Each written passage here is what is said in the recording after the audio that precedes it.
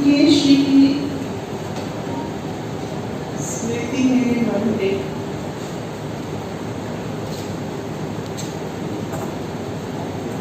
लंबे समय तक पछटियां फेंकती रहेगी।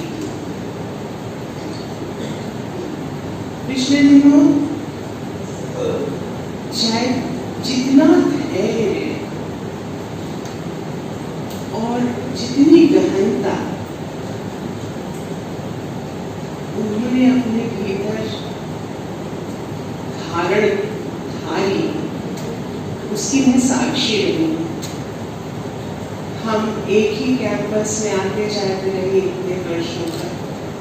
जब उन्होंने ज्वाइन किया था, जब उन्होंने नौकरी ली थी, तब से अब तक मैंने बहुत गौर से जिन लोगों को देखा है उनमें लोगी है। और मेरे मन में दलित धीरोदात्त की जो धारणा इन दिनों पनप रही है कि उदात्तता का, सब्लिमिटी का की जो अवधारणा है वो पहले राजाओं महाराजाओं के साथ, समृद्ध लोगों के साथ जोड़ी जाती थी, प्रभुत्व संपन्न लोगों के साथ जोड़ी जाती थी। अब मुझे धीरे धीरे इतनी उम्र होने के बाद ये बात सहज समझ में आती है कि भाव का अभाव से बहुत गहरा नाता है। जहाँ अभाव है वहाँ एक खास तरह की कसक के साथ आदमी, जैसे ये फोटोग्राफर है, ये एक मार्जिन पर चले जाएंगे तभी इनकी तस्वीर अच्छी आएगी। हाशिए से ही देखेंगे तो साफ तस्वीर दिखाई देगी, फोकस ठीक बनेगा। मेरे मन में बहुत गंभीरता से जो लोग मार्जिन पर काम कर रहे हैं उनके लिए एक गहरा सम्मान का भाव जगता है। और मुझे लगता है एक नया आदर्श अगर बनपेगा, एक हमारे हमारे इन्होंने बेचैन जी ने नए सौंदर्य शास्त्र की बात कही थी। काव्य शास्त्र जो है, दलित सौंदर्य शास्त्र और दलित नीति शास्त्र, दोनों के मिलने से ही एक नया काव्य शास्त्र गढ़ा जा सकता है। पोएटिक्स क्या है? एथिक्स और एस्थेटिक्स दोनों जहाँ गले हाथ पकड़ के भूमि पर रेया खेलते हैं, वहीं एक नए काव्य तत्व का जन्म होता है। और अब जमीन पक गई है, अब ये मौसम शायद आ गया है कि एक नया काव्य शास्त्र, एक नया सौंदर्य शास्त्र जो श्रम की गरिमा स्थापित करेगा, और एक नया नीति शास्त्र जो जिसकी लाठी उसकी भैंस के दर्शन में विश्वास नहीं करेगा। अवसरों और संसाधनों के बराबर वितरण में विश्वास करेगा, और अपमान की राजनीति जिसकी राजनीति नहीं होगी। ऐसे समय के उन नायकों में मुकेश जी भी थे, और हमारे मंच पर ये जितने लोग बैठे हैं, छोटे बच्चे से लेकर, उस छोटी बच्ची से लेकर बीच में तो बूढ़ा बैठे ही है, यादव जी, बेचैन जी, और वो उन्होंने इतना अच्छा, मैं जब आई थी इतना अच्छा काव्य पाठ कर रहे थे।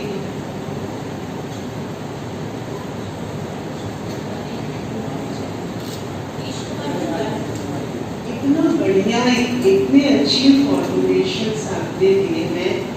मैं बहुत गौर से सुन रही थी। अब मैं आप सबको नमस्कार करते हुए 2-3 छोटी कविताएं सुना देती हूँ। पहली कविता जो है आपने देखा होगा, लंबी जो धोबिनें होती हैं, छोटी छोटी लड़कियां, जब आपके कपड़ों में बहुत सलवटें पड़ जाती, तो किसी तरह एक टेबल पर आयरन रख के वो मोहल्ले भर के माथे की सिलवटें और कपड़े की सिलवटें ठीक करने में लग जाती। एक ऐसी ही छोटी सी धोबिन मेरी सहेली थी। जब मैं नई नई बेबी आई थी, तो जिस मोहल्ले में रहती थी, उससे मेरी अच्छी दोस्ती हो गई थी। ये उसी को निवेदित है, उसी से बातचीत करते हुए ये कविता लिखी गई थी। मोहल्ले की आयरन बालाओं के नाम एक नन्ही सी धोबी चिड़ैया, गुरु धोबी सिख कापड़ा साबुन सिरजनहार। कबीर की इस पंक्ति से कविता शुरू होती है। दुनिया के तुड़े मुड़े सपनों पर देखो, कैसे बन चला रही है लाल गरम स्त्री। जब इस शहर में नई आई थी, लगता था ढूंढ रही है भाषा ऐसी जिससे मिट जाएंगी सब सलवटें दुनिया की। ठेले पर लिए आयरन घुमा करती थी चुपचाप सारे मोहल्ले में।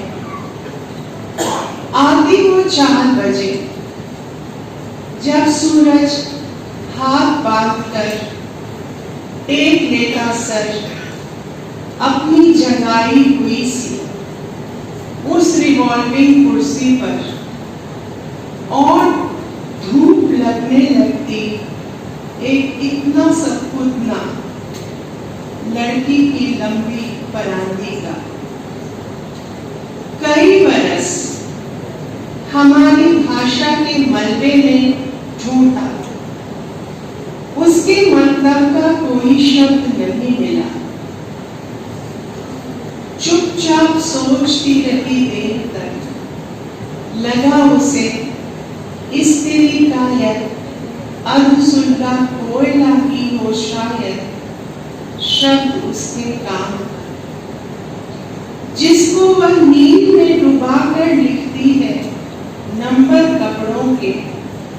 वही फिटकिरी उसकी भाषा का नमक बनी, लेकर उजास और खुशबू मुल्तानी मिट्टी और साबुन की पट्टी से, मजबूती पाटे से, धार और विस्तार अलगनी से धो एक नई भाषा गढ़ी उसने।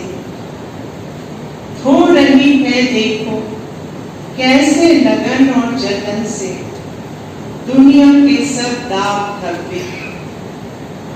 इसके उस ठेले पर पड़ी हुई गठरी है पृथ्वी।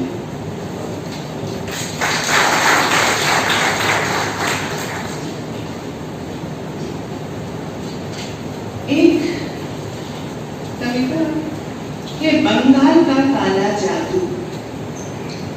रेनिया नो बैरी जहाजिया न बैरी, बैरी नो करिया हो राम।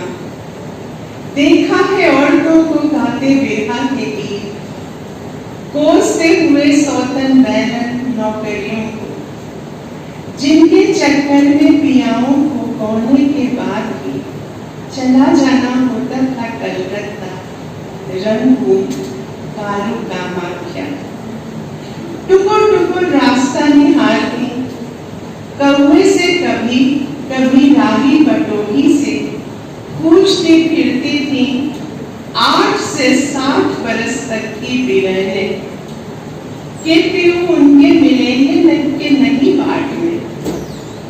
बेचारे राही बटोही भी क्या जानते होंगे कौन पीऊ है उनके। वे तो खुद ही होते होंगे किसी के बिछड़े पीऊ, पर फिर भी जैसे बहला देती थी सीता को त्रिजटा, कुछ भी बहाने बनाकर वे कुछ तो कह ही देते होंगे ऐसा जिससे कि धीरज बने।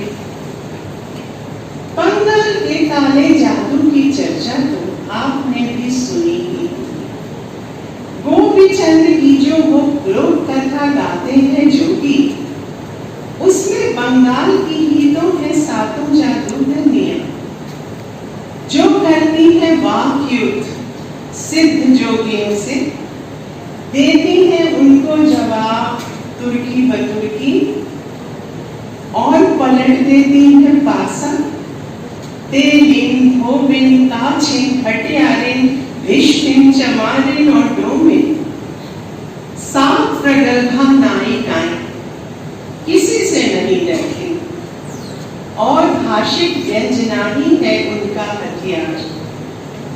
सधे हुए वे वाक्य गीतों हैं उनका तीर तमंचा भाला बर्छी तलवार, जिनसे बंधता है हृदय सीधा, एक बूंद खून नहीं बहता, बहते हैं बस आंसू मिट्टी पर गिरकर जो बन जाते हैं चमचम आईना। प्रतिपक्षी की चुनिया जाती हैं आंखें, और फिर जब खुलती हैं तो उनमें दिखती है उनको अपनी ऐसी सूरत कि वे डर जाते हैं अपने से। भाषा ही वह काला जादू है जो आपको आपके अपने चेहरे से डरा सकती है। यह हमने जाना था बंगाल की उन जादूगरनियों से, जिनकी विद्या काली विद्या की कही गई, क्योंकि था भाषा का वैभव वहां। उनसे बहुत ज्यादा डरती थी सब विरहने, के जिनने पोस लिया सुग्गा बना के जालंधर बाबा को, बबुआ के बाबू को पोस नहीं लेवे कहीं। उनके बारे में ही रह कर होते थे उनको अंदेशे कि भेड़ बकरी बनाकर पोस ही लिया होगा उनके पियाओं को, तभी वे कभी नहीं लौटे। बंगाली ने अब हमारी तरफ कहलाती है जादूगरनी की। उनकी उन मदमस्त आंखों में भाषा की पांखें खुल जाने का संतोष सम्मोहन बनकर खिल जाता है, और जो भी पास आता है जीव जंतु और पंछी पुरुष আমি তোমাকে ভালোবাসি वाले चक्कर में पड़ जाता है। इस डर का ही पुनर्जन्म है यह सवाल जो पूछती है बिरहनी अब मुन्नी मोबाइल पर अपने पियाओं से, कैसे है के पहले कहाँ है जनाब।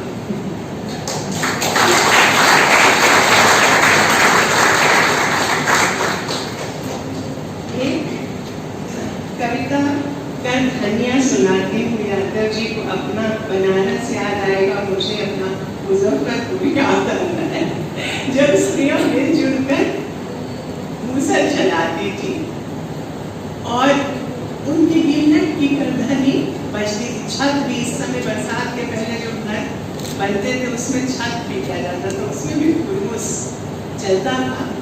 तो उस समय की एक स्मृति है।